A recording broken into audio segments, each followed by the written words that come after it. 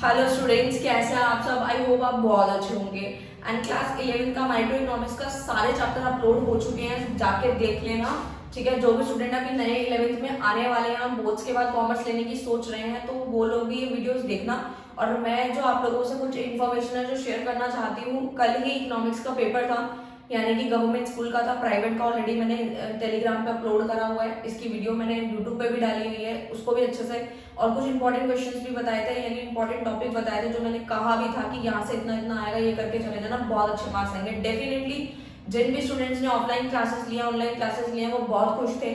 उन्होंने मुझे बताया कि सीरियसली मैम, जो आपने टॉपिक्स बताए थे वही सारे क्वेश्चंस आए हैं। तो मुझे बहुत अच्छा लगा कि उन लोगों का जो रिस्पॉन्स था वो बहुत अच्छा था, उन्होंने दिल से पढ़ाई भी करी है। मेरा भी जो था, मैंने पढ़ाना था, और बच्चों ने भी अपनी तरफ से बहुत मेहनत करी है, और रिजल्ट तो डेफिनेटली अच्छा आएगा, क्योंकि उनके पेपर बहुत अच्छा गया है। तो जो भी स्टूडेंट अभी आने की सोच रहे हैं, 11th में कॉमर्स लेंगे या फिर इकोनॉमिक्स पढ़ेंगे, जो आर्ट्स वाले स्टूडेंट्स हैं, तो डेफिनेटली उन बच्चों को जो भी ये वीडियो देख रहे हैं उनको शेयर कर देना, ताकि उनके लिए काम की वीडियो तो है ही है, और साथ में उन लोगों का भी थोड़ा सा फायदा हो जाना चाहिए, उनका भी थोड़ा सा भला कर देना।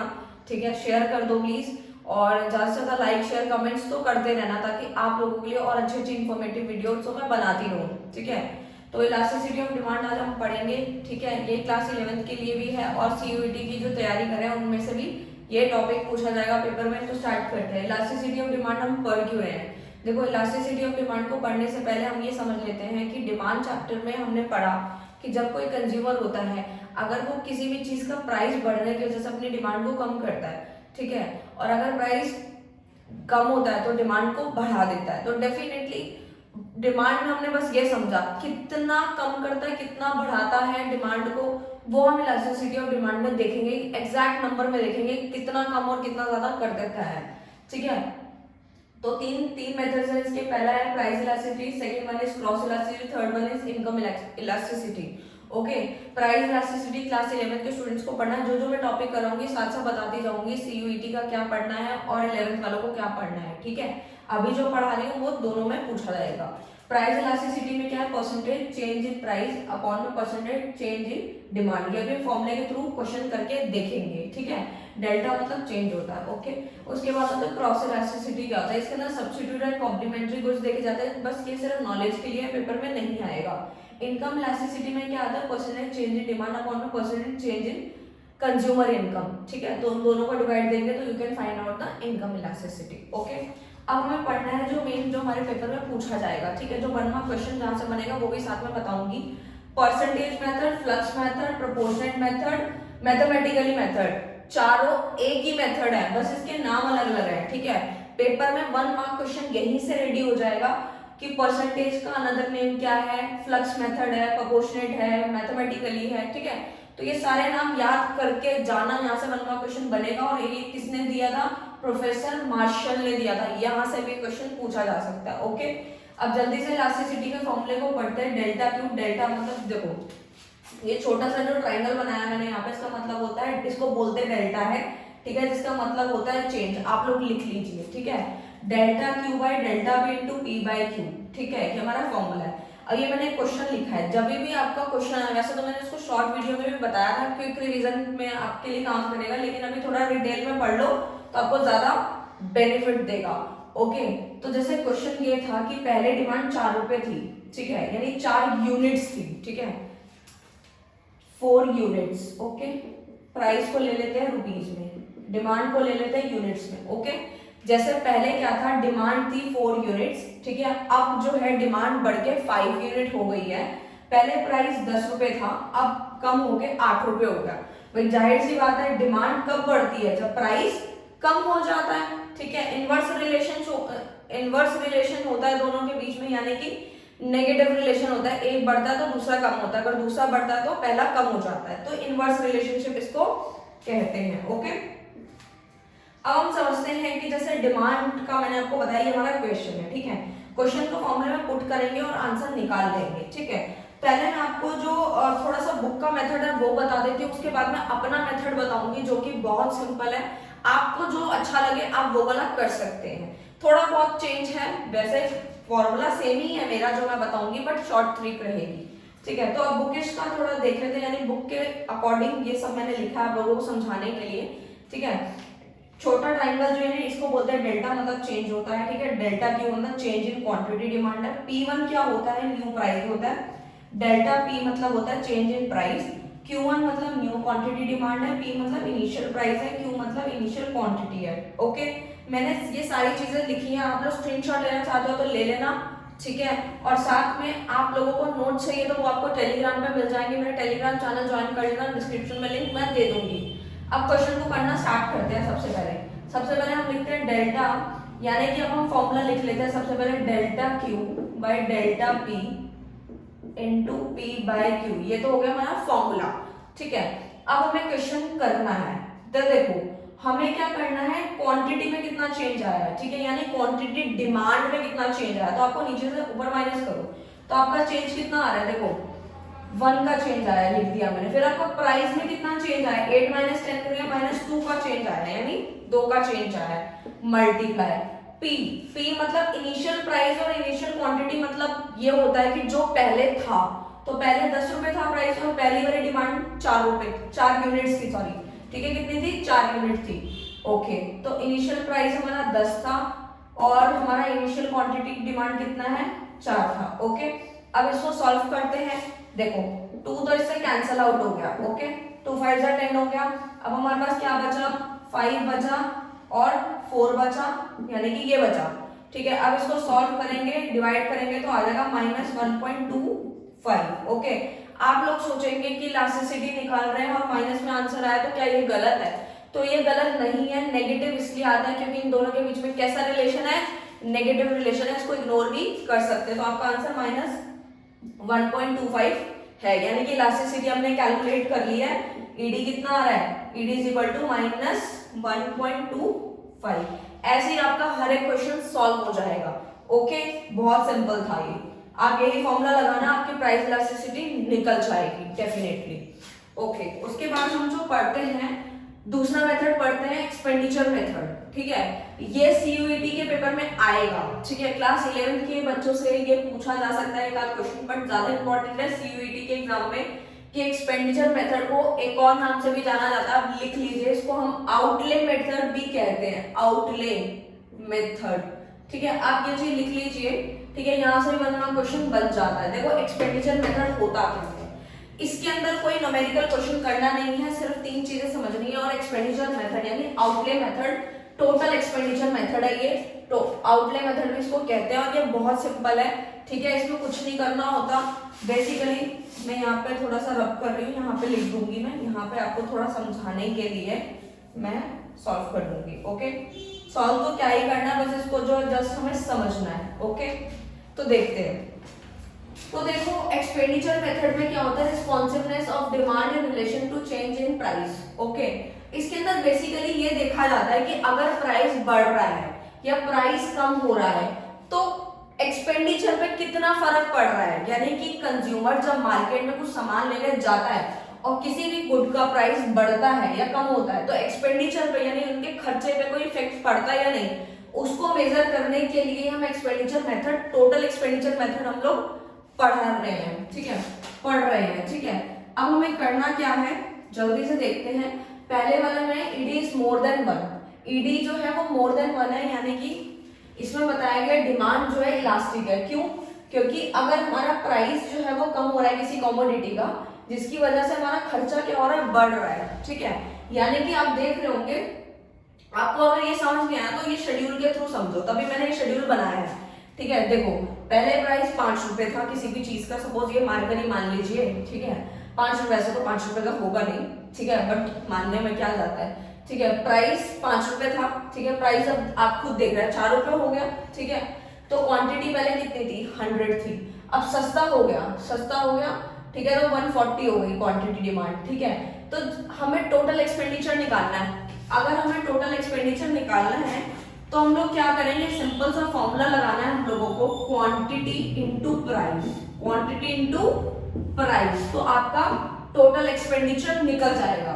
पूरे तीनों में ऐसे ही निकालेंगे, ठीक है। प्राइस 5 रुपए था, क्वांटिटी 100 थी, दोनों को मल्टीप्लाई करेंगे, 500 होगा, 5 इंटू 100 500, 4 इंटू 140 करेंगे तो आंसर आ जाएगा 560। यानी कि टोटल एक्सपेंडिचर निकाल के हमने दोनों को मल्टीप्लाई कर दिया, प्राइस और क्वांटिटी को, ओके। लेकिन बस ये याद रखना है, जब हमारी इलास्टिसिटी मोर देन 1 होती है तो उस केस में हमारा क्या होता है, उस केस में हमारा जो यहाँ पे मैंने लिखा भी होगा आप लोगों के लिए, मोर देन इलास्टिक, यानी कि ये इलास्टिक होता है। इलास्टिक क्यों होता है, क्योंकि इसके बीच में एक तो इनवर्स रिलेशन है। इनवर्स कैसे रिलेशन है, देखो एक्सपेंडिचर तो बढ़ रहा है लेकिन प्राइस क्या हो रहा है, कम हो रहा है। प्राइस कम, एक्सपेंडिचर ज्यादा, ठीक है। तो दोनों के बीच में कैसा रिलेशन है, इनवर्स रिलेशन है, ओके क्लियर। उसके बाद second, ED is less than 1। ED क्या है, यानी इलास्टिसिटी जो है वो लेस देन 1 है। लेस देन 1 में क्या होता है, इन दोनों के बीच में ये जो डायरेक्शन होती है वो सेम होती है। सेम कैसे, जैसे प्राइस 5 रुपीज है, यानी कि 5 रुपए प्राइस था तो क्वांटिटी 100 ली, तो टोटल खर्चा आया 500 रुपए। 4 रुपए का प्राइस हुआ तो क्वांटिटी 120 होगी और आंसर आ गया 480। आप खुद ब खुद देख रहे हैं, अगर प्राइस कम हुआ तो टोटल एक्सपेंडिचर भी कम हो गया, ठीक है। तो दोनों के बीच में कैसा रिलेशन है, डायरेक्ट रिलेशन है कि एक कम हुआ तो दूसरा भी कम हो गया। यानी कि बेसिकली हमें किस में देखना है, आपको प्राइस और टोटल एक्सपेंडिचर में ही देखना है। पहले भी हम उसी में ही देख रहे थे, सेकंड भी हम जब देख रहे हैं इलास्टिसिटी लेस देन 1 भी देख रहे हैं तो प्राइस और टोटल एक्सपेंडिचर में ही देख रहे हैं, ठीक है। उसके बाद आता है ईडी इज इक्वल टू 1। इसके अंदर क्या देख रहे हैं कि इलास्टिसिटी जो है वो 1 के इक्वल है। कैसे, ये हमारी यूनिटरी इलास्टिक कहलाती है, ठीक है। यूनिटरी इलास्टिक कब कहलाती है, जब हमारा प्राइस कम हो जाए, या लिखा भी है फॉल और rise in the price of the commodity does not change in total expenditure. अगर हमारा प्राइस कम हो जाए या ज्यादा हो जाए, हमारे खर्चे, टोटल खर्चे में कोई भी इफेक्ट नहीं आएगा, ठीक है, वो सेम ही रहेगा। जैसे देखो पहले 5 रुपीज प्राइस था, अब 4 रुपए हो गया, तो टोटल एक्सपेंडिचर में तो भी कोई इफेक्ट नहीं आया, कोई भी इफेक्ट नहीं आया, ठीक है। और इसी तीनों का कर्व मैंने यहाँ पर प्लॉट कर दिया, ठीक है। तो जल्दी से स्टार्ट करते हैं। इलास्टिसिटी ऑफ डिमांड में हमारा जो टॉपिक रह रहा था वो था डिग्रीज ऑफ इलास्टिसिटी। ईडी मतलब आप लोगों को बता दिया इलास्टिसिटी ऑफ डिमांड है ये, ओके। डिग्रीज में सबसे पहले हमें समझना है 5 तरह की डिग्रीज होती है। मैंने कर्व भी बनाया है, साथ में आप लोगों के लिए शेड्यूल भी बनाया है ताकि आपको हर एक चीज अच्छे से समझ आए, ओके। तो नंबर 1 स्टार्ट करते हैं डिग्रीज ऑफ इलास्टिसिटी से। पहला होता है परफेक्टली इलास्टिक डिमांड। तो देखो परफेक्टली इलास्टिक डिमांड को हम लोग एग्जांपल से समझेंगे। ऐसे एग्जांपल्स दूंगी आपको डेफिनेटली पसंद आएंगे और आपको याद भी रहेगा एग्जाम तक, ठीक है। तो परफेक्टली इलास्टिक डिमांड समझने से पहले या इस टॉपिक को समझने से पहले इलास्टिक वर्ड को समझो। अगर आपको ये समझ आ गया तो डेफिनेटली हर एक चीज समझ आएगी। देखो इलास्टिक मतलब होता है, आप लिख लीजिए, नोट डाउन करना चाहते हो तो नोट डाउन करो। इलास्टिक का मतलब होता है चेंज, ठीक है, कि कितना चेंज आ रहा है, ओके। और इन इलास्टिक मतलब होता है कि चेंज नहीं आ रहा, ओके क्लियर है। इलास्टिक आगे इन लगा देंगे तो वो चेंज नहीं आ रहा। किस में नहीं आ रहा वो आप समझते हैं। जैसे पहला पॉइंट है परफेक्टली इलास्टिक डिमांड, यानी कि इलास्टिक मैंने अभी बताया चेंज होता है। किस में चेंज होगा, डिमांड में चेंज होगा। इलास्टिक डिमांड मतलब डिमांड में चेंज होगा, लेकिन प्राइस में चेंज नहीं होगा, वो कांस्टेंट रहेगा, जैसा है वैसा ही रहेगा, ठीक है। देखो जैसे डिमांड हमारी 100 है, यानी प्राइस हमारा 30 रुपीज है, तो डिमांड 100 यूनिट्स हुई। देखो प्राइस बिल्कुल सेम है, कोई भी चेंज नहीं आ रहा। डिमांड में चेंज आ रहा है 100, फिर 200, फिर 300, ओके।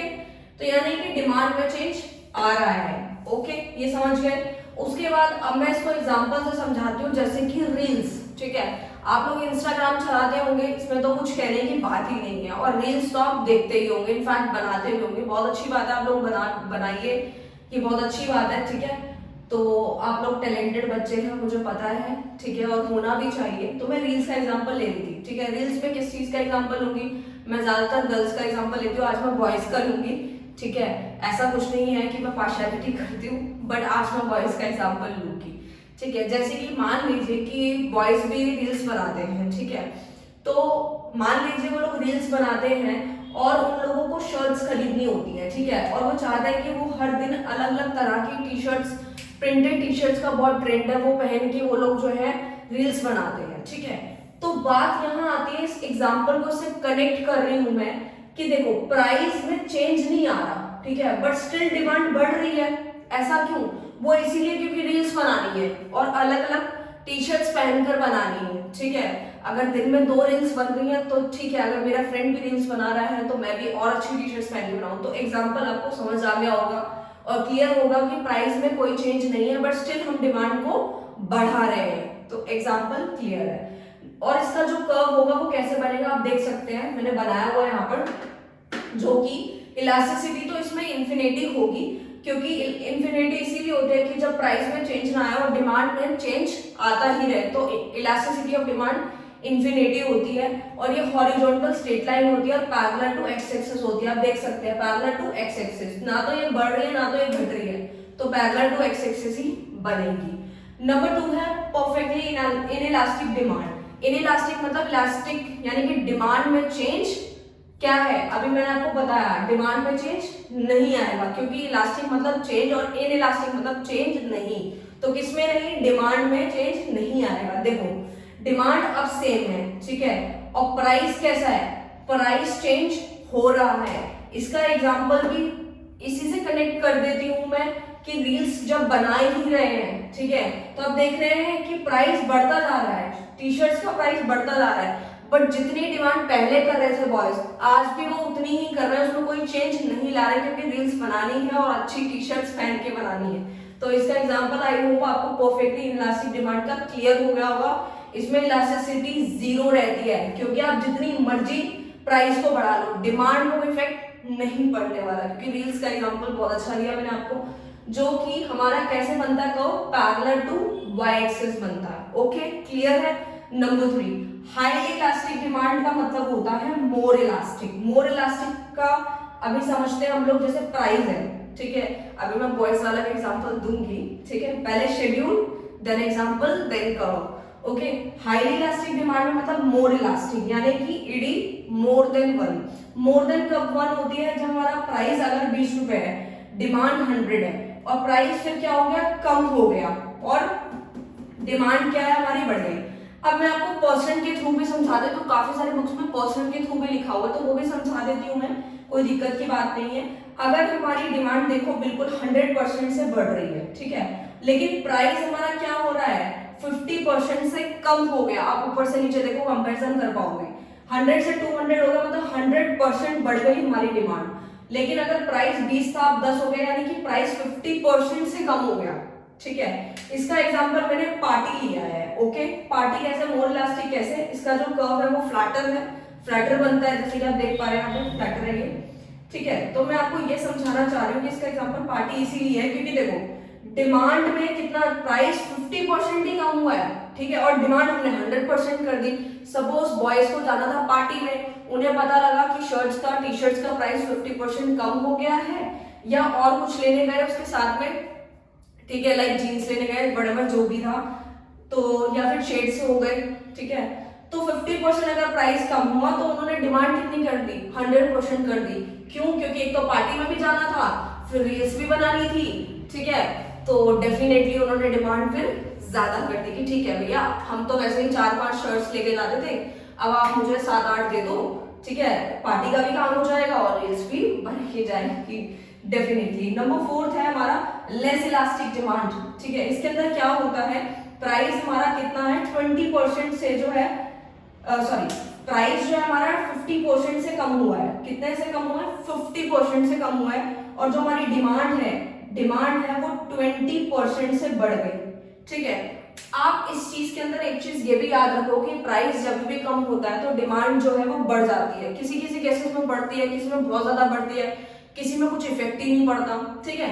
इसमें बहुत सारे एग्जांपल्स हो सकते हैं, बट मुझे बहुत अच्छा लगा, रील्स का बहुत ज्यादा ट्रेंड है, तो इसलिए मुझे लगा कि ये वाला एग्जांपल आप लोगों को देना चाहिए, क्योंकि आप बनाते भी हो और देखते भी हैं, ठीक है। तो लेस इलास्टिक डिमांड में आई होप आप समझ में होंगे, इसका जो कर्व है वो कैसा बनता है, स्टीपर बनता है, ठीक है, स्टीपर बनेगा। ओके ये मैं बना देती हूँ, ठीक है, लाइक जब आप स्केल से बनाएंगे तो डेफिनेटली बिल्कुल करेक्ट बनेगा, ठीक है। तो स्टीपर होता है और मैंने आपको समझा दिया। अब इसका एग्जांपल क्या है, बॉयज की शर्ट्स का ही फिर से वही, जैसे कलेक्शन ऑलरेडी पड़ा था उनके पास, ठीक है, तो इतना ज्यादा इफेक्ट नहीं पड़ा। कैसे नहीं पड़ा, देखो प्राइस 50% कम हुआ है, ठीक है, 50% से कम हो गया, डिमांड सिर्फ 20% से बढ़ा था, क्योंकि अब जो है ना पार्टी में भी बहुत, पार्टी के लिए भी बहुत सारी टी शर्ट्स खरीद ली थी, ठीक है, और साथ में जो है और पार्टीज के लिए तो थी, रील्स के लिए भी खरीदी। तो मम्मी ने सीधा जाने से पहले ही बोल दिया कि ठीक है भाई इस बार ज्यादा खरीदना मत, ठीक है, प्राइस कम हो या ज्यादा हो, ज्यादा इफेक्टिव मत होना, ठीक है, इतना इफेक्ट नहीं पड़ना चाहिए, बट स्टिल आप ज्यादा मत खरीदना। तो मम्मी के डर के मारे ठीक है थोड़ी सी डिमांड जो है बढ़ाई है, बट ठीक है इतनी ज्यादा नहीं बढ़ाई। तो क्लियर होगा आपको फोर्थ वाला लेस इलास्टिक डिमांड, जिसको हम ईडी लेस देन 1 कहते हैं। क्लियर होगा। नंबर 5 है यूनिटरी इलास्टिक डिमांड। इसका एग्जांपल मैंने गोवा का लिया है। जैसे जो भी बॉयज टी शर्ट्स पहने थे रील्स बनाने को, गोवा का प्लान बन जाता है, वो भी मैं समझाती हूँ। पहले ये समझिए कि प्राइस जो है वो कितना कितना बड़ा है, डिमांड कितनी बड़ी है, ठीक है। इसके अंदर दोनों ही बराबर से बढ़ते हैं। और जैसे कि बढ़ते कैसे हैं कि अगर डिमांड 50% से बड़ी है, ठीक है, तो प्राइस जो है 50% से कम हुआ है, मतलब दोनों की परसेंट सेम है, लेकिन एक बढ़ रहा है और एक घट रहा है। वो तो आपको पता ही है, क्योंकि जब प्राइस कम होता है तभी तो हमारी डिमांड उठती है, यानी कि बढ़ती है, क्योंकि कंज्यूमर खुश कहाँ होता है। आप लोगों को जरूर कमेंट करके बताना अगर आप लोगों को डिमांड चैप्टर मेरा पढ़ा होगा तो, ठीक है। तो 50% से डिमांड कम हुई, सॉरी प्राइस जो है हमारा 50% से कम हो गया है और डिमांड 50% से बढ़ गई, ठीक है। गोवा का प्लान बन रहा था, ठीक है, तो डेफिनेटली फिर प्राइस कम तो हुआ ही हुआ था, तो शर्ट्स बहुत सारा ऑलरेडी खरीद ली।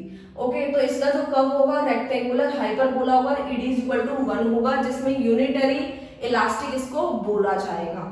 क्लियर हो गया होगा आप लोगों को, ठीक है। ये हाइपरबोला इसका कर्व है, ये एक्स एक्सिस वाई एक्सिस आप लोगों को पता ही है, डिमांड कहाँ शिफ्ट कर रही है, और ये सब क्लियर हो गया होगा आप लोगों को और अच्छे एग्जांपल्स के साथ, ठीक है। इसके जो नोट्स हैं मैं टेलीग्राम पे आप लोगों के लिए अपलोड कर दूंगी, आप वहां से नोट्स जो है डाउनलोड कर सकते हैं और चैनल को ज्वाइन कर लेना, वेरी इंपॉर्टेंट है, ठीक है। आप लोगों को बेनिफिट मिलेगा, ठीक है, और मिलना भी चाहिए। और क्वेश्चंस पेपर तो मैं अपलोड करती ही रहती हूँ। मैंने 11th के गवर्नमेंट स्कूल प्राइवेट स्कूल्स के क्वेश्चन पेपर अपलोड किए हैं, सीयूईटी के पूरे जितना भी सब्जेक्ट्स का सिलेबस था वो भी मैंने अपलोड कर रखा है। तो आप ज्वाइन करेंगे तो आपको डेली के अपडेट्स मिलेंगे, जो मैं अपडेट करती रहती हूँ वहां पर। ओके, फिर हम पढ़ते हैं फैक्टर इफेक्टिव प्राइस इलास्टिसिटी। ये हमारा लास्ट टॉपिक है, इसके बाद हमारा टॉपिक फिनिश है। सीयूईटी की तैयारी भी हो जाएगी, क्लास 11th की भी हो जाएगी। तो जल्दी से देखते हैं। फैक्टर इफेक्टिव प्राइस इलास्टिसिटी में आता है नेचर ऑफ द कमोडिटी, यानी कि हमारे कौन कौन से फैक्टर्स होते हैं जो हमारी प्राइस इलास्टिसिटी को इफेक्ट करते हैं। तो ऐसे फैक्टर्स होते हैं, जैसे डिमांड को इफेक्ट करते हैं, ऐसे हमारी प्राइस इलास्टिसिटी को भी इफेक्ट करते हैं। Number 1 is nature of commodity. Nature of commodity में आता है कुछ नेसेसिटी गुड्स होते हैं, जैसे कि मान लो वेजिटेबल, जैसे कि मेडिसिन, इनका प्राइस जितना मर्जी बढ़ेगा, उनको पता ही है कि डिमांड जो है हमारी कहीं नहीं जाएगी, मतलब डिमांड में कोई चेंज नहीं आने वाला, क्योंकि वो हमारे लिए बहुत ज्यादा जरूरी है। आप खुद देखिए, सब्जी महंगी हो जाए, फ्रूट्स महंगे हो जाए, परचेज करने ही करना है, ठीक है ना, तो उसकी जो डिमांड होती है नेसेसरी गुड्स की, वो इनइलास्टिक होती है, मतलब डिमांड में कोई चेंज नहीं आता, इनइलास्टिक डिमांड होती है, क्योंकि वेजिटेबल मेडिसिन ये तो लेनी ही लेनी है, ठीक है। अब जो पर्सन की डेली बेसिस में मेडिसिन चल रही है और उनकी मेडिसिन जो होंगी वो एकदम से प्राइस बढ़ जाएगा, तो हम मेडिसिन खाना तो नहीं छोड़ देंगे, ठीक है ना। कंफर्ट गुड्स कौन से होते हैं, जैसे कि रेफ्रिजरेटर, फैन, एसी, इस तरीके की, इनकी जो डिमांड होती है इलास्टिक होती है, चेंज हो सकती है। जैसे कि बिग बिलियन सेल का मैं एग्जांपल लेती हूँ, ठीक है, फ्लिपकार्ट पे आप लोग शॉपिंग करते होंगे तो आप लोगों को डेफिनेटली पता होगा, ठीक है। तो कंफर्ट गुड्स है ये हमारे रेफ्रिजरेटर वगैरह, तो अगर इसके प्राइस बढ़ते हैं तो हम लोग थोड़ा टाइम वेट कर लेते हैं, थोड़ा क्या थोड़े से भी ज्यादा कर लेते हैं, ताकि हम चाहते हैं कि हमें सस्ते रेट्स पे थोड़ा सा मिल जाए या कहीं से डिस्काउंट मिल जाए या ऑफर कोई आ जाए, तो हम जो है उसको खरीद लेंगे, मतलब डिमांड हम चेंज कर पा रहे हैं। Okay, number 2 is availability of substitute में क्या होता है, मोर इलास्टिक होता है। मोर इलास्टिक कैसे होता है, जैसे कि मान लीजिए पेप्सी का प्राइस बढ़ेगा, तो ठीक है, कंज्यूमर क्या करेगा, पेप्सी को पीना ही नहीं भूल जाएगा और किसको पीना स्टार्ट कर देगा, कोक को पीना स्टार्ट कर देगा, ठीक है। तो यानी कि चेंज आ रहा है, यानी मोर elastic. Okay, number 3 level of price. देखो लेवल ऑफ प्राइस से मतलब है जैसे लैपटॉप है, एसी है, ये बहुत ज्यादा हाईली गुड्स है, मतलब जो अमीर लोग हैं उनको तो ये लैपटॉप एसी उनके लिए तो बहुत आम बात है, लेकिन अगर मैं किसी पुअर पर्सन की बात करूं तो इनके लिए बहुत बड़ी बात है, ठीक है। डिमांड इसकी हाईली इलास्टिक होती है, ठीक है, और इन एक्सपेंसिव जो गुड्स होते हैं जैसे मैच बॉक्स हो गया, नीडल्स हो गई, इनकी डिमांड इलास्टिक होती है, इन इलास्टिक, क्योंकि ये जरूरतमंद चीजें हैं, ठीक है, इनएक्सपेंसिव है, तो इनकी डिमांड जो है वो इनइलास्टिक है, यानी कि चेंज आप लोगों को पता ही है कि चेंज होती है या नहीं होती, चेंज नहीं होती। Okay, number 4th and last, income level. Lower income group highly inelastic, ठीक है। जैसे कि मैं आपको बताती हूँ कि किसी भी चीज का अगर, जैसे कि मान लीजिए वेजिटेबल्स, फ्रूट्स है, मेडिसिन है, या किसी भी चीज का, गुड्स का जब प्राइस बढ़ता है तो पुअर पीपल को बहुत फर्क पड़ता है प्राइस बढ़ने से, और कम होने से तो फिर पता ही है कि वो लोग खुश होते हैं, ठीक है, वो बात। लेकिन अमीरों को कोई फर्क नहीं पड़ता, रिच पर्सन को कोई फर्क नहीं पड़ता, जितना मर्जी प्राइस बढ़ जाए, जितनी मर्जी प्राइस कम हो जाए, कम हो बढ़े, उन्हें कोई फर्क नहीं पड़ता, क्योंकि उनका जो एक स्टेटस है वो आप लोगों को पता ही है कैसा होता है। तो पुअर पीपल का जो होता है प्राइस बढ़े, वही चीज मैंने यहाँ पे मेंशन की है। तो लोअर इनकम ग्रुप की जो डिमांड होती है वो हाईली इनइलास्टिक होती है। आई होप आपको ये टॉपिक पूरा अच्छे से क्लियर होगा, अच्छे से पढ़ना, ठीक है, और नोट्स बनाते रहना। अगर नहीं बना पा रहे हो तो मेरा टेलीग्राम का चैनल किस लिए है, उसको प्लीज ज्वाइन करो और पूरा फायदा उठाओ नोट्स का, क्वेश्चंस का, और अच्छे मार्क्स स्कोर करने की कोशिश करो। और साथ में एक और लास्ट इन्फॉर्मेशन मैं आपको देना चाहती हूँ कि जो भी स्टूडेंट लॉन्ग वीडियोस नहीं देखना पसंद करते हैं, मैं मानती हूँ कि कोविड की सिचुएशन में काफी साल से पढ़ाई नहीं हो पाई है, लाइक 2 साल से आप लोगों की पढ़ाई नहीं हो पा रही है, बैलेंस बिगड़ चुका है। तो धीरे धीरे रेगुलरिटी बनाओ, ठीक है, पढ़ना भी जरूरी है। मैं ये भी नहीं कहती कि बड़ी वीडियोस मत देखो, देखोगे तो इसमें सच बता रही हूँ आपको बहुत बेनिफिट होगा।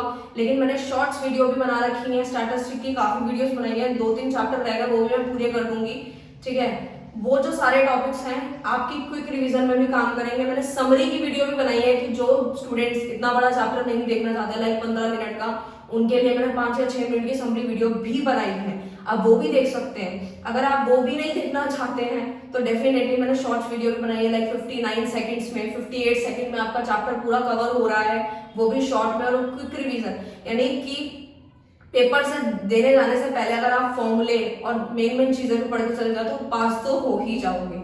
तो आपको हर चीज हर तरीके से बेनिफिट देने की कोशिश की है, लेकिन अब आपको ग्रैब करना है या नहीं करना, it's totally depend upon you, ठीक है। तो जल्दी से टेलीग्राम ज्वाइन करो, मुझे पता है आप लोग कर लोगे, क्योंकि बेनिफिट होना ही होना है, ऐसी कोई बात ही नहीं है।